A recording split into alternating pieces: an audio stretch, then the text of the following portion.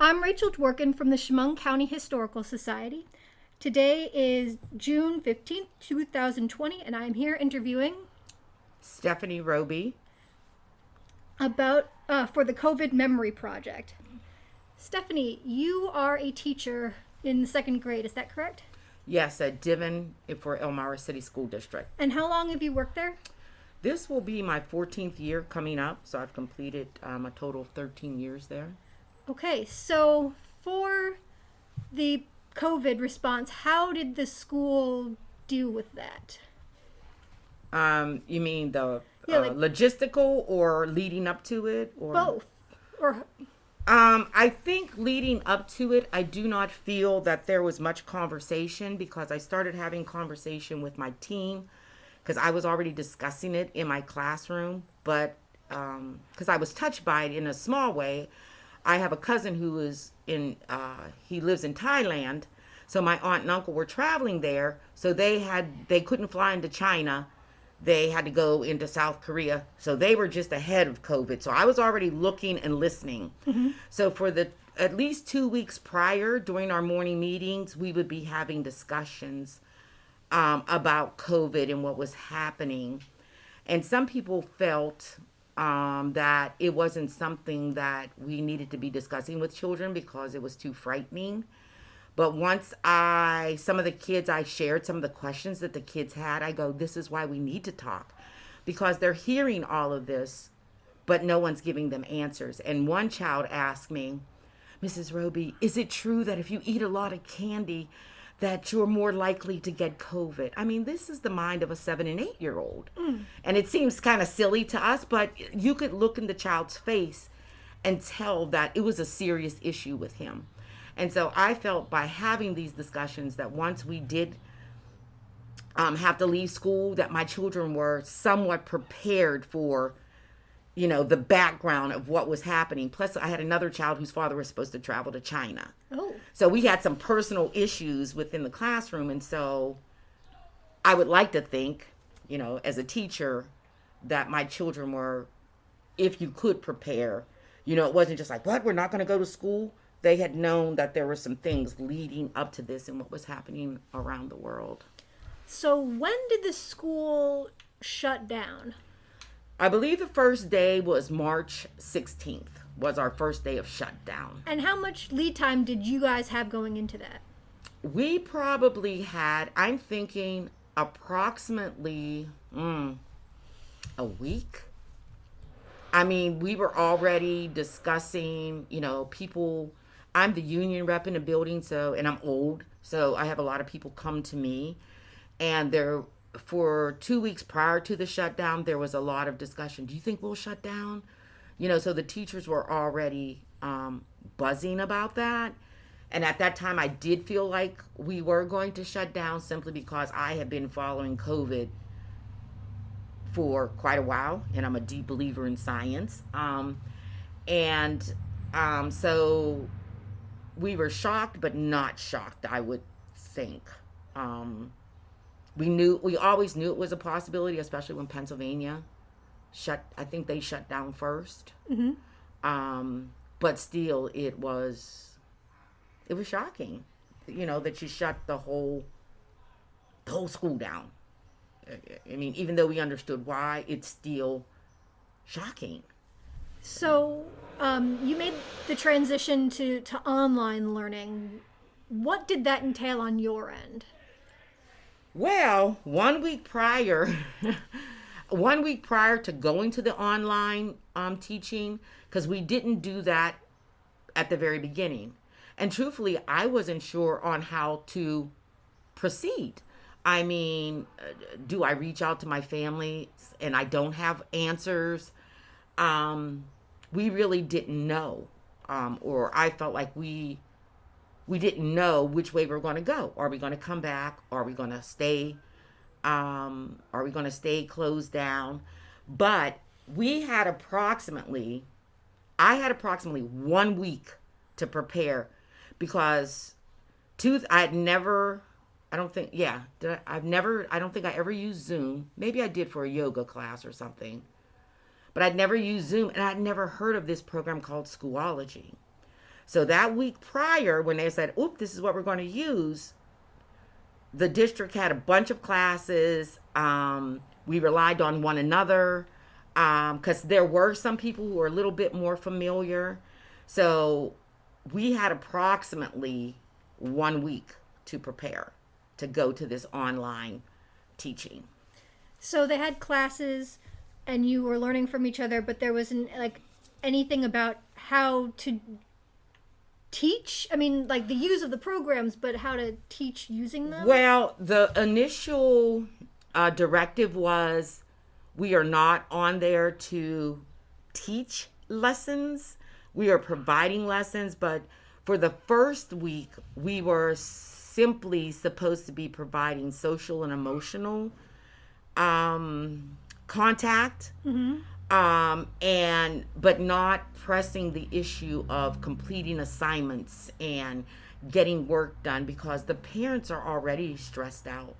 Because even though this is a generation that's been raised on computers, and many people think that it's a generation that are computer savvy, but this is what I tell them. A lot of young people, they know how to use a phone, send a text, but they don't know how to use a Word program, Excel, PowerPoint. I mean, and it was the parents who are more traumatized than the children. Because the children be like, I got this, Mom, I got this. And they're like, well, I don't know. And they're all in the background. I've actually had children go, Mom, just step aside and let me show you. So I think the parents were a little more frightened of it. But of course, kids are resilient. Although there's some kids I've not seen at all. They've never gone on, but they are completing work. So I would reach out through phone calls, emails to those families. But everybody's situation was so different. I mean, how do you teach a lesson? There is people think you just get up to teach. Oh, this is what you need to tell the kids. But there really is a system there. What do you know before I start? But if you don't know who's showing up every single day, so you are in an instant, depending on who's showing up, okay, what do I teach and how do I teach it? Once we did get to, okay, let's start embedding a little more lessons in here. So I found that to be the most difficult part of it, is because we teach to our kids and where they're at. So if I have students that need reading support, and then I have a kid that is having enrichment, they're the only two that show up. What do you teach? So that was, to me, that was one of the more difficult.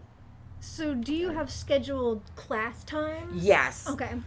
They set up a schedule at our building. I'm not sure how it works in the other buildings and other schools. But we had, kindergarten from 8 to 9, first grade from 9 to 10, and second grade from 10 to 11. One of the huge problems for my class came is that I had at least 4 parents who work nights. So their schedule was, I come home, I get my kid ready, I take them to school, I wake up when they come home, and then we talk and have dinner, and then I go to, and it's that cycle.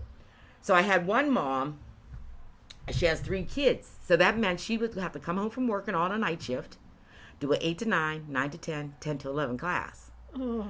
How, and the district never did tell us the pressure and harass parents, which I felt when you're, on the flip side, when parents are now, okay, my kids are home, I've got a night job, or whatever your situation is, they needed time to, get their worlds, switched around. So, I just try to be there for support for my parents, and as they're coming to me apologizing, I'm so sorry I have to keep coming to you, and I go, that's my job right now, is to help you through this and help us all stay sane as we're traveling through this situation. So you're giving them assignments. What are you giving them assignments through? Or is that through email, through the program? Yes, it was given through the program Schoology, and how that was set up. We have what are called grade level point person, and that's the person that represents our grade. Okay. So that person, each Monday, they were working 2 weeks ahead. So they were putting lessons that could be delivered online based upon what we were teaching in school, like the math, pretty much followed the math curriculum. We have the listening and learning strand, which is a background building. They're mainly read alouds. So that was a challenge too, because now where the teacher was just reading and kids are looking at images and we're discussing, now parents have to read it, or the kids, have, and many of them can't read it themselves. So that was an issue. So as it went on and we were seeing what were some of the problems that our parents were having, we tried to turn it around just a little bit, that listening to the feedback from the parents, that they felt that it was just too challenging trying to keep up with everything. So a big thing, I think the common message was, because some parents were totally stressed out. Is my kid going to fail? They're going to be behind. I'm thinking about keeping them behind. And I had to constantly remind, we're all in the same boat. Teachers meet children where they are. So every second grader is in the same boat. And you don't have to fear that your child's going to be retained. So I found a big part of my job was just keeping families calm down and making them feel like whatever they were doing is okay. Like I had one parent apologizing profusely because they were not on that 10 to 11, but what they had chosen to do was go out into the woods, look at plants and animals, talk about them. I go, that's wonderful. Please don't fall into the trap that you think a quality education only involves a pencil and a paper. So as I try to tell my parents, what do we focus on in language arts? Reading, writing, and that's great. Kids need those skills. But what two do we use the most? Speaking and listening. And those are the two that are taught the least. So, yeah, there were some challenges with the online teaching. Were there any things that were easier or an improvement either for you or for the kids with the online program? Yes. Number one, it forced the children into learning how to use a new program and use the tools that go along with it.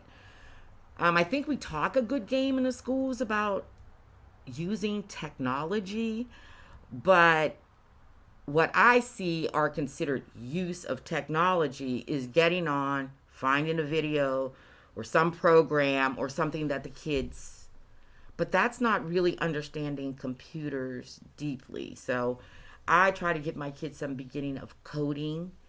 I also have them using Word documents. The kids that are very good writers and are ready to, I move them to PowerPoint. So the students were forced to be, and that's how many of my beginning lessons worked. I would say, please come on, type a note into chat. Use the shape tool to draw coins that make 35 cents. And it got to the point, the positive side of that, and because there were so many issues and problems, and I was very honest with the kids, this is new to me. And the positive side was, because kids are just sponges, they were able to help me. Like the other day, I was on just ripping my hair out because nobody could hear me, but I could hear all of them. I was not muted. So finally, one of my students says, Mrs. Roby, do you have your sound turned down? Look down there, and that's exactly what it was, my sound. But these kids have also learned how to become troubleshooters, because they would get kicked out. Oh, when I had to come back in, I had to do this, or I found out that when I lost my audio, if I went out and I came back in, you know what? There's too much echo. My mom says that everybody should be muted. So we were teaching, that was the positive side of it, that we were teaching each other. And also I consider it a positive when students can see the person that's teaching them having some trouble, and how I work through that. Because sometimes little kids think that adults have all the answers, things go smoothly. So when they see you struggle and stick with it and your frustration level, I consider that a life lesson of, how do you work yourself through a difficult situation. And here's another thing I think my kids were prepared for. If one of our chances, guys, wonder if plan A doesn't work out. They'll go to plan B. I go, what? If plan B doesn't work, we'll go to plan C. And so that's what I'm trying to teach them. You may have to have repeated. And what a great skill to have doing this. Because plan A definitely did not work. And we went down to plan B, the plan C, the plan D. That constant tweaking, that's another positive. That constant tweaking as you're in the learning process. I think that was a good lesson that came from that too. Okay. So what kind of support did you receive from the administration in terms of the learning curve, or, working it from home, or any of that? I think we've got a lot of emotional support. Sometimes as teachers, it's just my personal opinion, but I hear it from my friends too. We don't always feel valued, or no matter what we do, there's even more to do.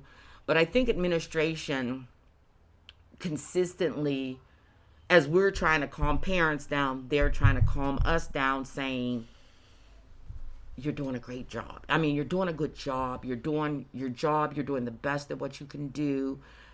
Don't be so hard on yourself. Because teachers can be. I mean, hey, we're teaching little kids. I mean, I really take that to heart. It's not just a job. This is our future. And so I really do have to give kudos to management. I mean, to administration for not making us feel pressured, and having an understanding that this was a lot put on us in a short period of time. So I really do feel that administration did a good job with that. Okay. So What do you think the longer term impacts on the school, on the kids, is going to be as a result of this? Well, I think there's going to be positives and negatives, especially coming from a Title I school. We understand how deeply important it is for those children to have a place outside of their home where they can come and feel safe, and also get another view of the world.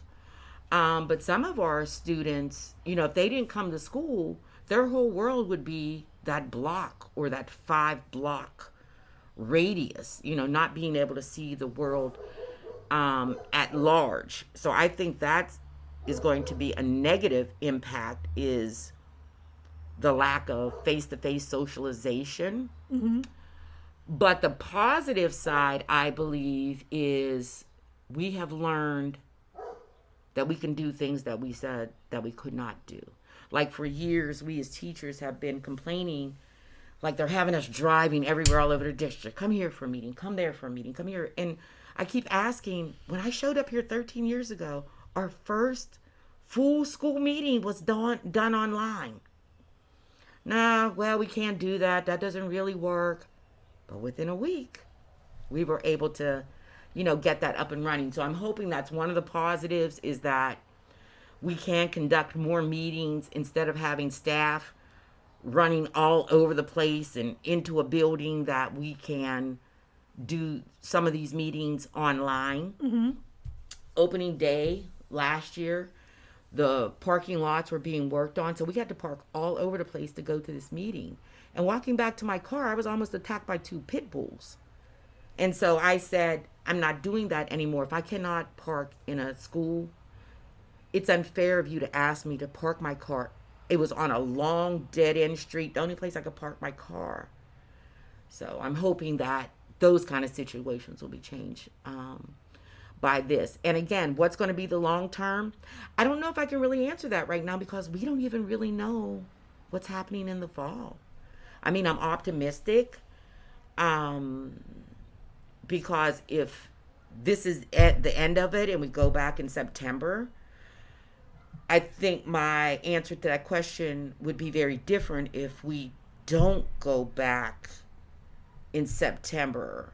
So I don't know if I can really answer what's going to be the long-term effect if I really don't even know what the end result, if the end result, what the end result of this whole thing is going to be. That's fair. But I do believe that we need to have our children in school, despite all the computers and, as I'm complaining about us as adults meeting, children, I believe, need that interaction, especially children who don't get to go on vacations, who don't, get in a car and go out to the museums. As I say, some kids, and probably most of the ones that are on the computer every day, they're going to be okay, whether I'm there or not, because they've got families that are supporting them. It's the ones, this was another issue, the lack of technology. It was only the last couple of weeks of this shutdown that I think we could have been assured that every student that wanted a computer could have gotten one from the district. But that was a huge impact too, is people literally did not have a device or internet. So that was a huge problem at first. So it's widening the education gap between the haves and the have-nots. The haves and the technology, the having technology and not having technology. There was a meme that I saw that almost reduced me to tears because I know that it's true. In this meme, there's a little boy inside of his nice, warm, comfortable house with his computer and everything on. Mm-hmm. And I don't even know if I can tell the story without crying, but on the outside, there's this little boy standing looking at the window with sweat beads coming off. His clothes are a little raggedy, and he's just trying to look over top of his, to try to get his lessons done. So 2 children, 2 totally different experiences. So. Okay.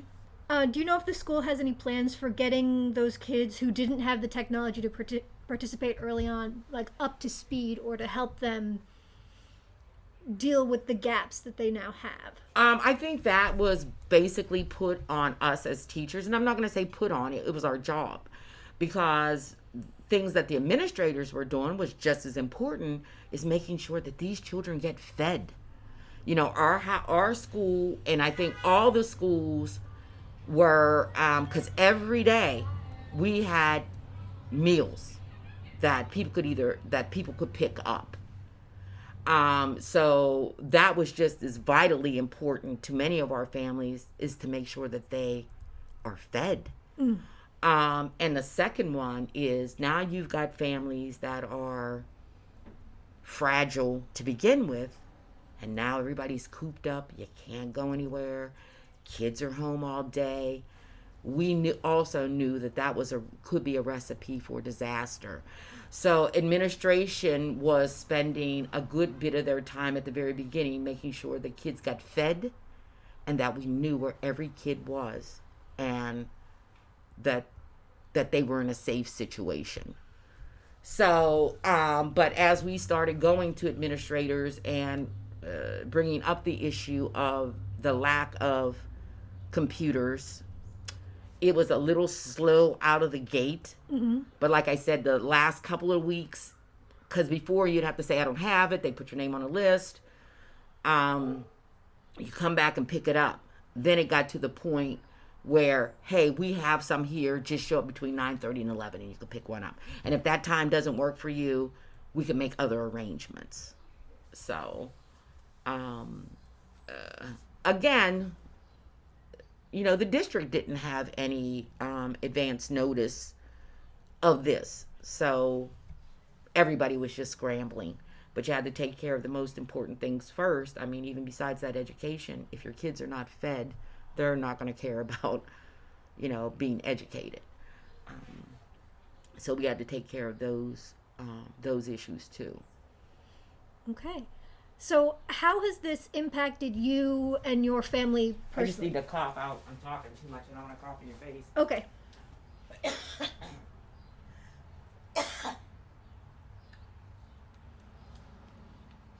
All right. Sorry. Go ahead. So, how has this impacted you and your family on a personal level? I'm a pretty flexible person, and as I told my husband when this first all started, especially with the hand washing and and all the protocols we were supposed to follow, I said, "Hun, for me this hasn't changed, a whole lot." Um, so that aspect of it did not really impact my family life. And I don't have any children. Mm-hmm. So I think that's going to be a huge difference too, and how I didn't have children at home. I had to deal with taking care of their fears and all of their needs. So I don't want to make this sound like there was no impact, but I don't feel like I felt the impact like younger teachers, especially the ones with children, because I wasn't a teacher when I had children. And I always give kudos to, I'm like, I don't know how you guys do this. You come in here every day and then you go home to your own kids. So I'm sure if you talk to a teacher that has children, they're going to have a whole laundry list of. But for me, except for going into the classroom and seeing my kids each and every day, I think that was the biggest adjustment, that I had to make, not being able to see and check in, with those kids on a daily basis, especially at that time, because by that time, you have totally, gained their trust. They, they come to you with different things, and I did lay awake many nights worrying and waking up the next morning firing off emails to my principal or vice principal about, hey, haven't heard from this one. Try to, So I think that would probably be my biggest impact, is probably lack of sleeping, of just worrying about my kids, until I found out that they were all okay, and then I could sleep a little bit better at night. I even had one kid who moved 2 days before the pandemic. I woke up in the middle of the night in a sweat. And my husband's like, what's the matter? I'm like, hon, I got a kid that left my class 2 days before the pandemic. I need to check to see that they're taking care of him at that other school, because there's all this. So I woke up in the middle of the night worrying about this boy. And I did find out that, yeah, he's at his other school. They're making sure he's getting everything, that he needed. So that would be the biggest impact on me, is that the worrying about my children. And I guess on another level, the technology. I had my school issued tablet, and I had made the decision, and that I'm not buying another computer. I'll just use my tablet. I'm going to retire in a couple of years. And I can do stuff on my phone. Well, when we go to online teaching, what did I say? I felt like Goldilocks. I have my laptop, my tablet, and my cell phone. Is this one too big? This one just right? So, and then with everyone trying to be on the internet, there were days when it was slow. There was days when there was a lot of problems with the program. So I guess that was another impact, in that sometimes the technology, when it wasn't doing what it was supposed to do or had some bugs, that it would make it difficult to deliver your lessons. Because if you get booted off, and I had this happen one time, and I never really thought about it. If you get booted off, it's just like leaving your kids in a classroom with no adult supervising them. So I got booted off one day. Mm-hmm. I come back on, and it was so funny because it was almost like the classroom. Like if you would walk out, kids are laughing and hee hawing, drawing stuff on the board. I was like, oh, okay, team members. I don't know if we really thought about this. Like if we get booted off and can't get back in. Mm. So I immediately told my parents about that situation. And fortunately, there's a few that still hover in the background. But that could have gone very bad had, had not a few parents been in the background. So have you gotten closer to the parents of your kids than you would in a normal year just because you're in contact with them more? Or is this about similar to what you would be with the normal 2-year-old or second grade class? I would say it would depend on the parents. That's my MO at the very beginning of the school year.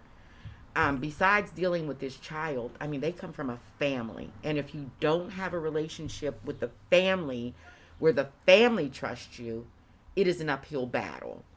So I always maintain a close relationship with my families. I sometimes say that I feel like I'm Aaron Brockovich sometimes because you can go back 8 years. My husband's always amazed, and one of my old yearbooks was just found, and every kid that was there, I could go and tell their whole background. Brothers, sisters, where they came from, what they liked, didn't like. And then one time a name was shot across me, and I was like, how come I can't remember this kid?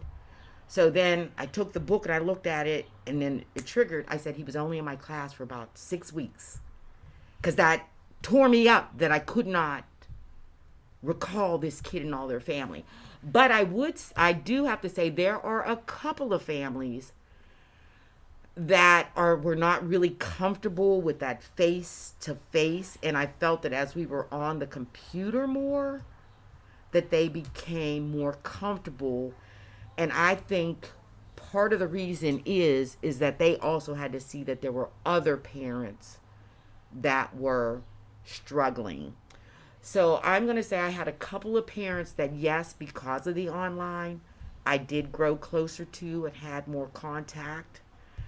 But just being who I am, I've always had strove for those close relationships with my family, because I really feel that's the key. We need everybody. I just told a parent this morning, because she was thanking me. I said, I'm only one piece of that puzzle. If you weren't doing what you were supposed to do and she did not buy into it, there's nothing I could do up here. So I appreciate the compliments, but I want you to compliment yourself too and see that this was successful because all three of us, teacher, parent, and child, were all involved. So the one thing that was a negative with the online teaching was also the submission of homework. So we have asked that if we do have to go to online, because this program, stuff comes at you from everywhere, through an email, through the program. And as I was cycling through, there would be, and because I'm still learning the program, I would see that there might be 1 or 2 documents of kids I didn't look at, but I just didn't know it was there. So that was part of the problem. That was one of the problems too, with the online teaching. Is there anything else you would like to add about teaching during COVID or your life during COVID or anything like that? Let me see. I really had to sense that the parents could not wait for this to be over.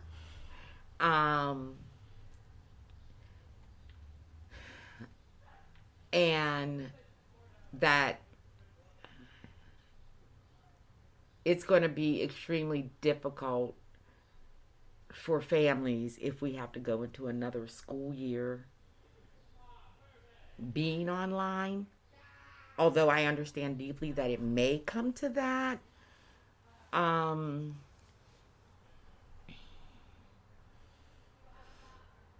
But no, not off the top of my head. Now, after you leave me here, I'll probably have a million things that I can think of. But like I said, I think because of my situation, older, not having children, um,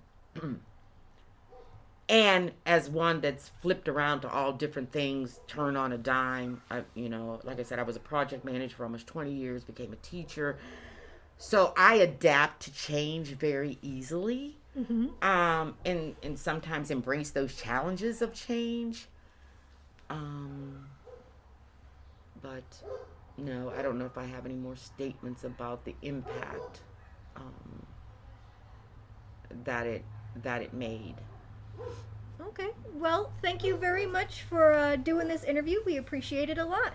I appreciate the opportunity to be able to do it. As a matter of fact, right before my children left, Mm-hmm. I gave each one of them a journal Uh-huh. and suggested that you might just want to sit down and write your thoughts, because one day you'll be as old as Mrs. Roby, and when your grandkids are coming to you about the pandemic of 2020, you can have some notes about how you were feeling at that age, and have and I try to explain to them what a primary document is, how we document history.